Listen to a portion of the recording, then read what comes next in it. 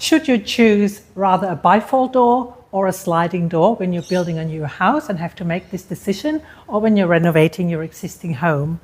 Bifold doors, well, the upside is you can open a big area towards your deck or your backyard. You just put them to the side, and you need to allow, of course, that it protrudes into your deck.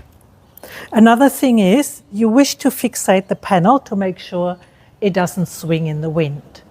Some people argue that you can't have a fly screen with a bifold door, but you certainly can. It's just a vertical casing and it's retractable.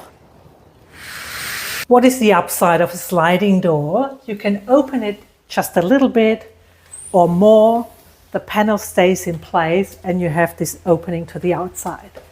But of course there's always a panel that needs to stick and needs to stay there, so you can't open it all the way.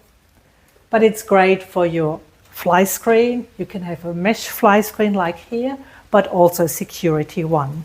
I would love to hear about your experiences with bifold doors and sliding doors. Leave them in the comments below. Thank you for watching.